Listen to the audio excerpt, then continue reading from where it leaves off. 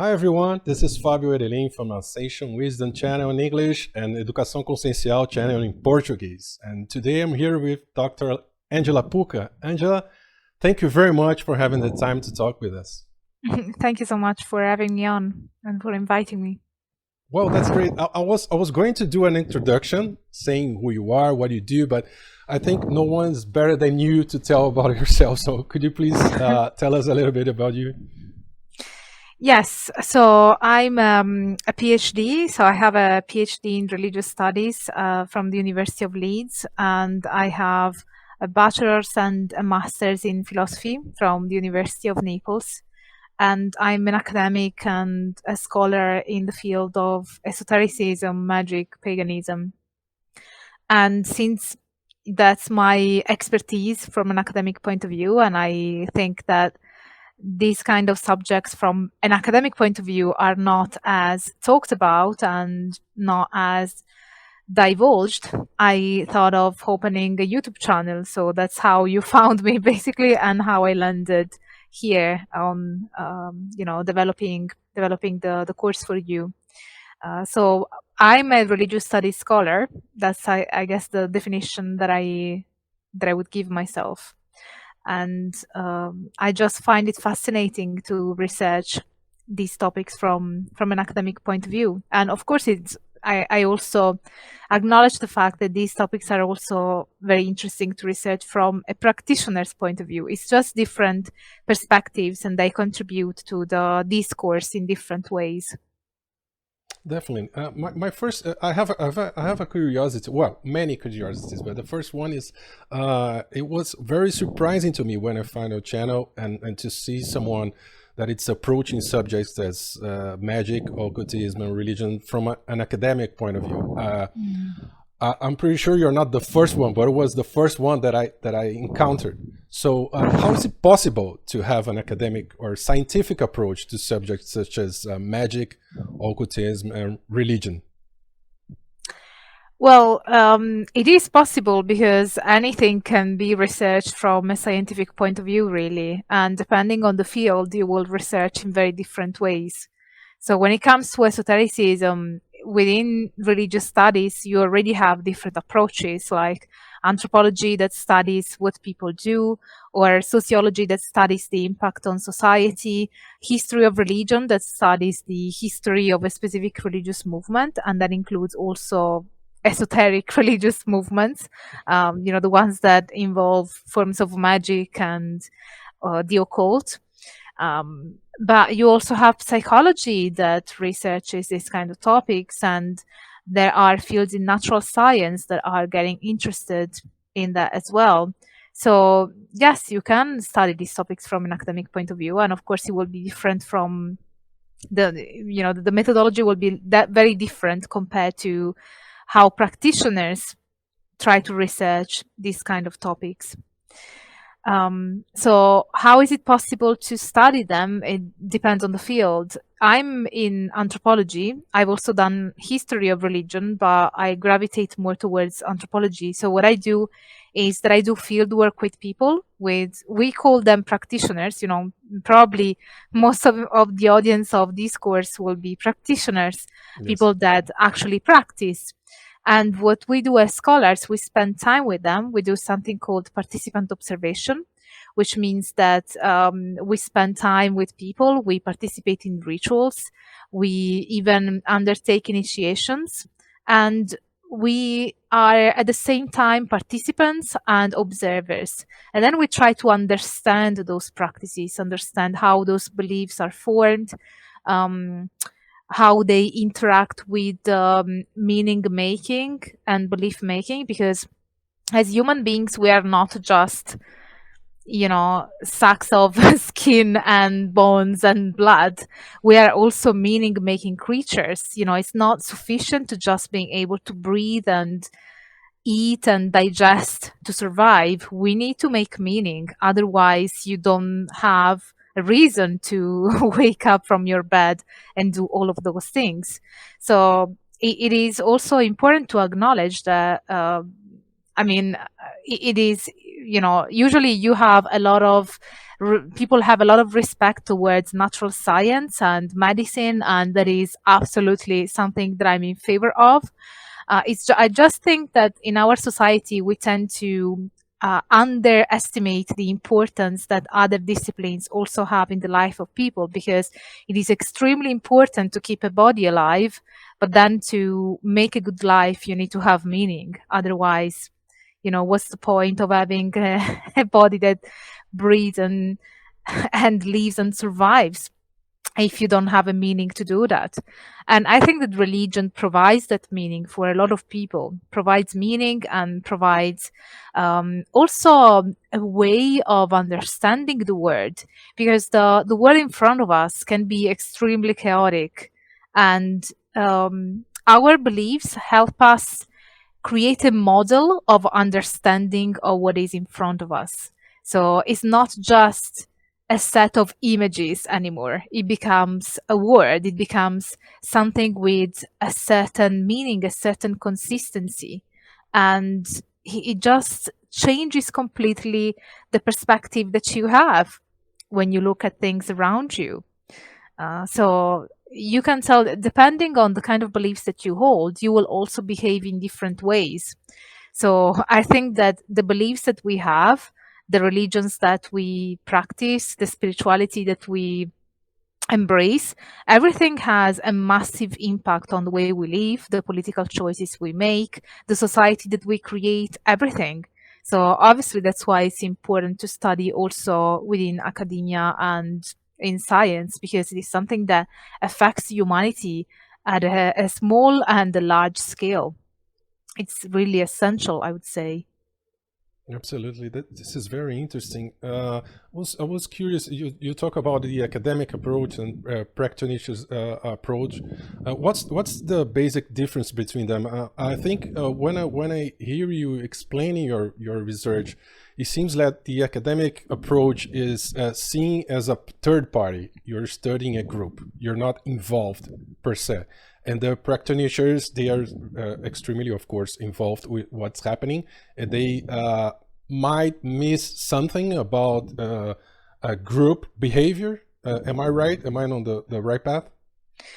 Yeah, kind of. So the scholar's perspective tends to be more external, but I'm not sure that that's the right way of putting it. I wouldn't want to disappoint my colleagues in saying that, because there are a lot of debates about the insider outsider approach, because sometimes when you are an anthropologist, you are also an insider, and then you have some scholars that are also practitioners. They are practitioners and they are also scholars. But when you research as a scholar, then you utilize a certain methodology. So I think that the most accurate and correct answer to your question would be that the methodology is different, because what you are trying to gather as a scholar is the most accurate knowledge about whatever it is that you are researching.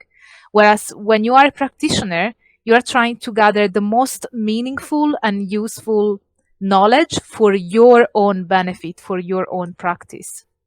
So I think that that's the most substantial difference. But in terms of how that works, the methodology is completely different, obviously, because in academia we have protocols and things that we have to that are quite strict. You have to collect data in a certain way, then analyze data in a certain way, and then you will have more experienced scholars that will peer review your research, which means that they will evaluate whether the methodology was done, executed properly, the data collection, the ethical side. Obviously, it's important because it's not the 19th century anymore. You cannot go into a group of spiritists or practitioners of any sort and just pretend that you are one of them without saying that you are a researcher. Sure. If you do that, your research will be invalidated, and for good reasons, because that's deceit.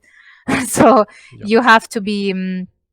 so it is important. When I did my PhD, I had to go through the process of ethical approval that needed to be renewed, and all my informants had the right to withdraw their participation. They could decide whether to be anonymized or not, and all those those kind of things. So there is a lot of respect towards practitioners as well. I think it didn't used to be like that in the past. Like if you look at scholars from the 19th century, I always think about the 19th century because it was a particularly bad time for anthropology when you have Fraser and Tyler and, you know, these precursors who were so-called armchair anthropologists. So they didn't really spend time with practitioners. They would just research in libraries and archives. So they weren't really spending time with them. And they also had an idea of magic and aesthetic practices as something that is primitive. And that's a term that we don't use anymore in academia. It's considered, you know, absolutely disrespectful. And it is also assuming something that you cannot really assume when you are an academic. I mean, if a certain practice is primitive, you are assuming that, first of all, that these practices were only or primarily practiced in the past, and that's not true. So there's the first false assumption. The second false assumption is that even if that was the case, then it means that what happens in the past is worse than what is happening in the present. So you are endorsing a view of history that says that things go from worse to better. And that was a view very common after the Enlightenment, the idea of progress, you know, everything that is present is better than what was in the past. We even have terms in the English language such as backwardly, you know, and even in Italian we have a similar term to say that something is, you know, something that is from the past is equated to something being, you know, not progressive and not good enough. Maybe small-minded or something that is, you know, just negative. And these are all connotations that stem from an understanding of history that is a personal belief, is not really something that you can say that for certain. I mean, we cannot really tell whether the present is better than the past in terms of beliefs and in terms of everything. We can just say that things change and the changes are in line with, you know, the technological changes are in line with the human changes, and that everything is in a state of metamorphosis, a continuous metamorphosis. But how can you really tell that one is better than the other? How can you assess that? On the basis of what? On the basis of now? Well, then that's a biased that's a biased assessment. So that's why now religious studies scholars don't have those kind of mentality anymore. You know, scholars are really respectful of practitioners, and I think that people often don't know that. People tend to assume that scientists and academics are against these kind of practices, and it's not true. I think that in natural science you may have that's a complicated matter, because in the problem with natural science is that natural science works in a way that is very different from how esoteric practices work. And there is a bit of a clash between esoteric practitioners and natural science when there is when they want to prove the so-called reality of these practices by investigating them with the methods of natural science. And that is often not successful, because I would argue that the methods of natural science are not particularly useful to investigate those kind of phenomena. But that's a very big topic. I could do a lecture just on that. But you know, the reality of these things, you know, if it happens in your life and it has an impact on your life, how can it not be real? I mean, it has real effects, a real impact. So that's why I say it's a very big topic. But I would say that when it comes to social science and religious studies, I've always found a lot of respect for practitioners and these practices, especially in the UK and in the US, and even with Canadian scholars, with the scholars that I have been in contact with. And I also go to conferences. There is the conference, the European Conference on a Study of Western Esotericism, happens every 2 years. This year is going to be at Malmo University in Sweden. So you have every conference, every couple of years, you find that there are more and more scholars in the field of esotericism. And now there is they are talking more about the fact that we should abandon the idea of Western esotericism and also go towards a global esotericism, because that's necessary. So we shouldn't be European centric anymore. And so now there are also new associations that are blooming, that have a global perspective on esotericism. But I also have a colleague who has studied Brazilian candomblé and and has done a lot of field work in Brazil. She's German, but she also speaks Portuguese, and but she teaches in the UK, so very international. Yeah, I think I saw the video on your channel where you interview her, right? She talked about candomblé and umbanda and other African Brazilian religions, and that is very, very interesting. But you talk a little bit about how practitioners are accepting the work from that academic approach. But I would like to ask you how the academic world is accepting your work. So how is your field of study seen by other academic people?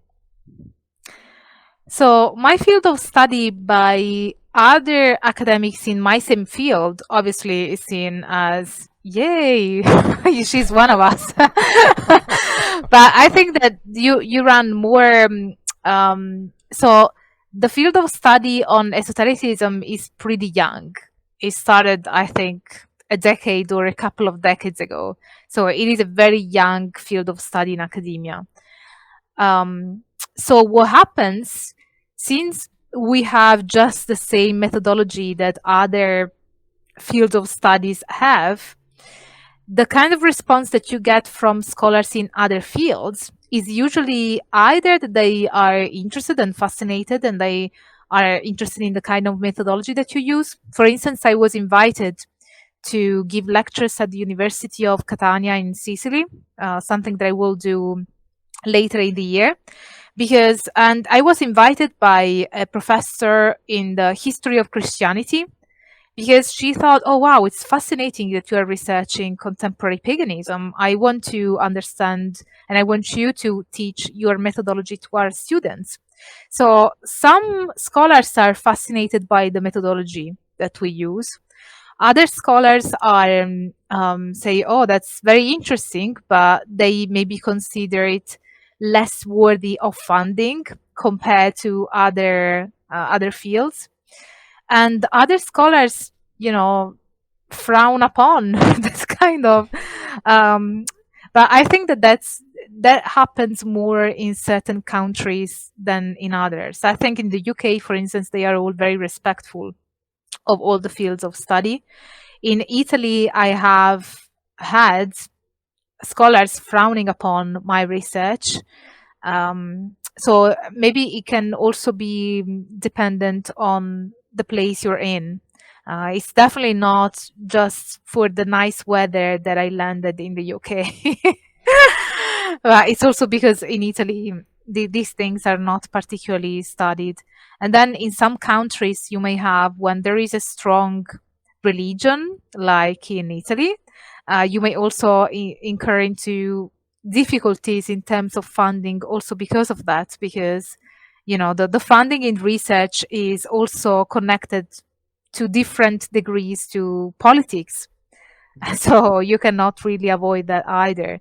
But generally speaking, funding in research is always it always should be there should always be more funding in research, and even when there is funding, is mostly allocated to natural science, and when it is allocated to humanities or social science, which is already a small percentage, the tiniest percentage goes to aestheticism. So the main problem, I would say, is not really that we are not respected, but that it's difficult to convince research bodies to give you funding to do your research, because it's difficult to prove that it is something that is impactful on society, that it matters. It's difficult to prove that it matters.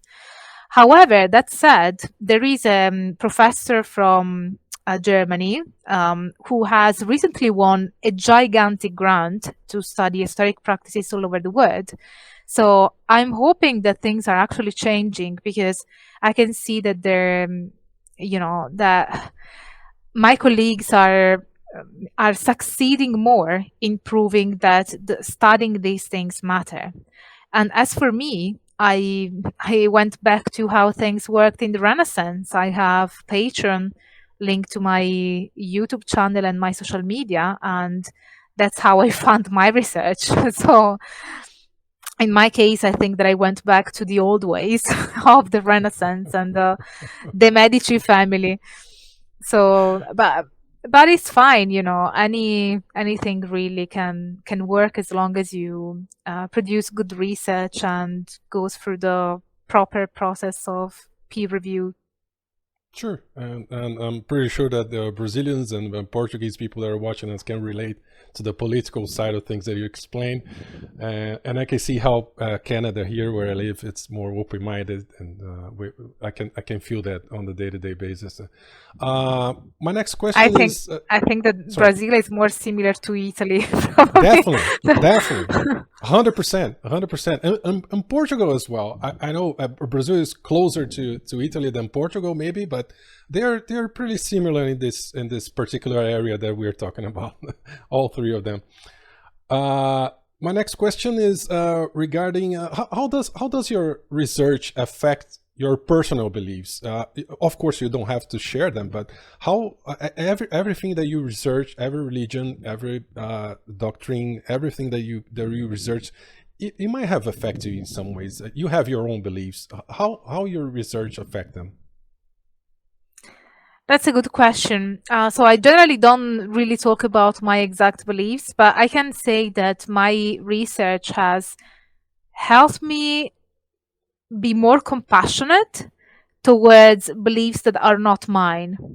So growing up in Italy, for instance, I can share that. I feel comfortable sharing that. I saw Catholicism as very repressive, and in a way, probably I grew up sort of having that adversarial attitude towards Catholicism. And, if anyone listening is a Catholic or a Christian, I don't mean, I don't mean to offend your beliefs in any way. Sure. But I think that by doing research, even if I'm doing research in esoteric practices, which are not particularly Catholic, even though I researched Italian witchcraft, Italian folk magic, and that has a lot of Catholic elements. But when you are an anthropologist and you don't have the practitioner's methodology, because I'm not researching things to evolve my practice, I'm researching things to understand people, to understand how that practice, how that belief changes their lives, gives meaning to their lives.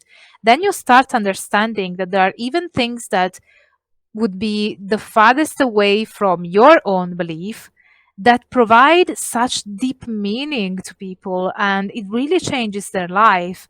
And so you just start thinking that you should be more humble when you are judgmental about other people's beliefs and practices. So I think that my research has made me a more compassionate human being and has changed me in a way where I really don't judge when people have very different beliefs from mine, because I can tell that it is important to them and it provides meaning, and that's what counts the most. So now I only get irritated when people try to impose their beliefs on you. But if you don't have that kind of proselytist approach, I just really, I am extremely respectful of anyone's beliefs, provided, you know, That's great. there's no coercion or violence involved. True. Well, that is great. That is great. Do you have any tips for us practitioners, amateurs on research, to help us on our personal research? Because we have our beliefs, of course. We do our research here at the channel, in our channel, both in English and Portuguese. We like to encourage people to research other cultures, research other religions, research even something that can be extremely the opposite of what you believe. So maybe you can learn something. As you said, you can at least be more compassionate. You can understand their point of view. So that's one thing that we do here. But maybe we are doing something wrong. Do you have any tips for us? So tips in terms of how to improve the practice, or what's the goal? To be a better researcher. Okay. So if it is about being a better researcher on your practice, still having a kind of an academic approach, I would suggest people to learn the difference between sources. Because at the moment there are so many books, so many texts, so many social media platforms, and it's very difficult to distinguish which ones are reliable and which ones are not reliable. Now, obviously, as a practitioner, you don't have to be the academic that checks that all the resources are peer-reviewed and everything. But so I understand that there are practitioners that would choose certain sources based on what resonates, and that's fine. But if you want to get information that is accurate historically, that it is accurate in terms of what you want to do in the practice, that is accurate based on a certain tradition, that I would highly recommend to learn to distinguish sources. And that is something that I have a lecture on in my course, how to distinguish different sources and how to understand what are reliable sources from what are not reliable sources. And to give a summary of that, it's really important to understand, to understand what is a primary source and a secondary source. And the best source of information when it comes to accuracy from an academic point of view is either an article or a paper or a book chapter or a book that is peer-reviewed. That is what you need to look for. Not that the author has a PhD, because I have a PhD and I might write a novel and it doesn't make it academic or accurate. What matters is that it is peer-reviewed. And you can tell that because some publishers are, you can check on the publisher's website whether it's peer-reviewed or not. And some publishers are obviously peer-reviewed, like the university presses. If a book is published by Oxford University Press or another university press, is obviously going to be peer-reviewed. And then there are other known publishers that are academic, like Bloomsbury, Routledge. Brill is very common in esotericism.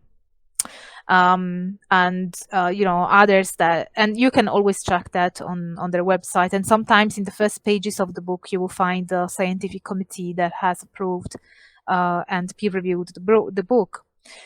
So I would recommend people really look for the sources. Even when you look at the Wikipedia page, some people say, oh, Wikipedia is rubbish.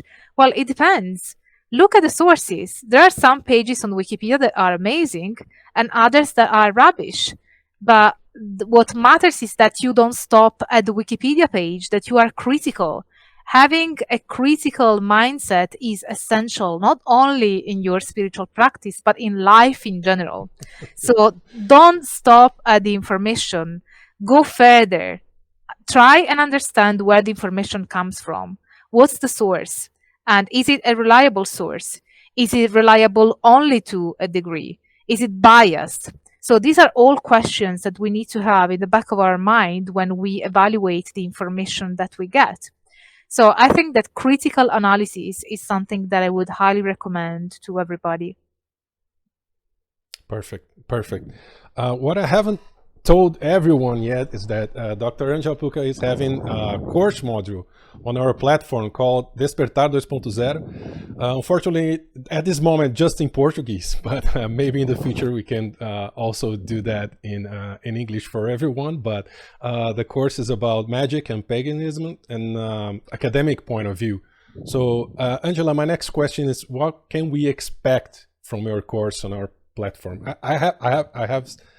I've seen at this point the 3 or 4 first lectures. I think 3 of them, but I know we talk about the 10 classes that you're doing. What can we expect from them?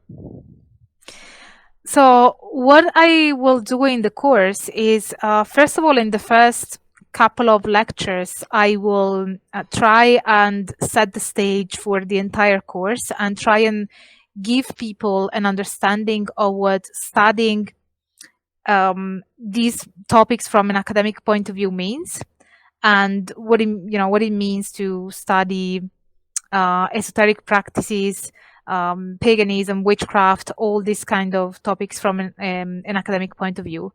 Then I will try and provide people with the tools to better investigate the sources, understand the differences between primary and secondary sources. And then I will crack on with the topic. So I will talk about Wicca and witchcraft and contemporary paganism, heathenry, spiritism, and Telema and Aleister Crowley. So I have many topics in the realm of esotericism that I will cover, so that people, when they go through the entire course, I'm hoping that they will, first of all, have the skills and the tools to do further research by themselves, because hopefully I will have provided the, all the knowledge necessary so that they can distinguish different sources, where they can find proper sources and reliable sources. And then I will provide the latest research on all those traditions, the traditions, especially in the pagan world, and traditions that practice magic, because that's my specialties. My specialties is magic practicing religions and traditions, because magic is my, my interest, really. All right, perfect. Your last lecture on this course is about spiritism, and I have to ask because in Brazil spiritism is huge. I know it started in France, but I believe Brazil is the largest spiritism country, if I may say that. What are basically, not giving any spoilers about the lecture, but what are your intakes on spiritism in general? In general, I think the spiritism is extremely fascinating. It's extremely fascinating, and it has evolved over time. And you have that in Western historicism, it has been, there have been traditions that sort of dismiss spiritism, because in the Victorian era there was a whole fad around it, and a lot of people revealed to be charlatans. And then there was a revival of spiritism after the Second World War in Europe, especially. So I think the spiritism is extremely interesting, and you find forms of spiritism even in Italian folk magic that I've researched in my PhD. So you have the contact with the spirits, even though in Brazil and in other countries it is more structured as a religious phenomenon. So I think that it is essential to better understand the religious framework and the worldview of the people that are involved in spiritism. And I also think that it's that spiritism perhaps shows one of the reasons as to why people are interested in magic. There are a few reasons why people are interested in magic. For instance, extend and expand your agency in the world. But also, I think that having the opportunity of experiencing things that on the mundane level appear impossible. Sort of overcoming the boundaries or apparent boundaries that we have between the world of the living and the world of the dead, between the world of human beings and the world of entities. So it is a way of breaking the boundaries and thinning the veil between the words so that an exchange is possible for practitioners who do that. So I find it very fascinating. And Yes, obviously thank you for I your will say more in the lecture. So if people want to know more, they have to. That's great. So let's take the time to invite everyone to join Despertar 2.0 in Portuguese. The link is on this video below. And I hope you can be there with us and to actually see what Dr. Angela Puca has to say about spiritism and all other subjects that she talked about. So Angela, thank you very much for your time. And how do we find you on YouTube? And you mentioned Patreon. So how do we find you on the web? So I have a channel called Angela Symposium on YouTube. And I'm also basically on all social media, TikTok, Facebook, Instagram, as Dr. Angela Puca or as Angela Symposium. And I will soon also have my own website. So yeah, if people are interested in following my work, they can follow any or all of these, all of my social media platforms, because I'm kind of everywhere. All right. Maybe a bit egocentric. We have to be everywhere these days. So we have to be online. So I'll put the link to all Angela's websites and contacts below. So thank you so much for your time, and hope to see you soon. Thank you for having me on, Fabio, and best wishes to everybody, to everyone watching. All right. So bye, everyone. See you next time.